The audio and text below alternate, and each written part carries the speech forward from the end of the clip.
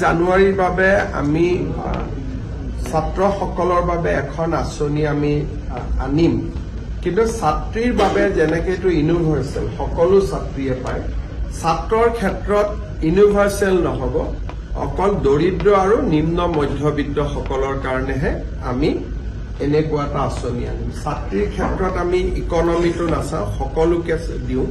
কিন্তু ছাত্ৰৰ ক্ষেত্ৰত আমি ইকনমিটো চাই পেলাই দিম যে নিম্ন মধ্যবিত্ত আৰু দৰিদ্ৰ শ্ৰেণীৰ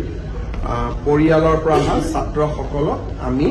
এটা ভাল আঁচনি এটা আমি আনিম 1 জানুৱাৰী তাৰিখে অসমত কেইবাটাও নতুন আঁচনি ঘোষিত হ'ব ইউ এটা তাৰ ভিতৰত জলপানী হ'ব মাহে মাহে যিটো জলপানী পায় আমাৰ কথাটো হ'ল ষ্টুডেণ্ট যাতে পঢ়ি থাকে আৰু দেউতাক মাকে যাতে বাৰ্ডেন ল'ব নালাগে গতিকে ছোৱালীৰ ক্ষেত্ৰত এতিয়া দেউতাক মাকৰ বাৰ্ডেন 50% আমি 50% লওঁ কবাতটো 100% হৈ যায় যদি ঘৰৰ কাষতে স্কুল কলেজখন আছে আৰু লৰাৰ ক্ষেত্ৰত আমি জলপানীয়ে কৰিম আমি এনেকুৱা কিবা মানে শিক্ষাৰ লগত জড়িত নথকা নকৰো প্ৰত্যেকটো স্কিমৰ এটা আদৰ্শ থাকে গতিকে আদৰ্শটোৰ অনুৰূপ আঁচনি এটাহে আমি লওঁ ইউজুৱেলি আমি গভৰ্ণমেণ্ট স্কুলতে কলেজতে দিওঁ প্ৰাইভেটত যোনে ইমান টকা লৈ এডমিশ্যন ল'বই পাৰে তেওঁলোকক আৰু 1000 টকাই তেওঁলোকৰ কাৰণেতো মেটাৰ নহয়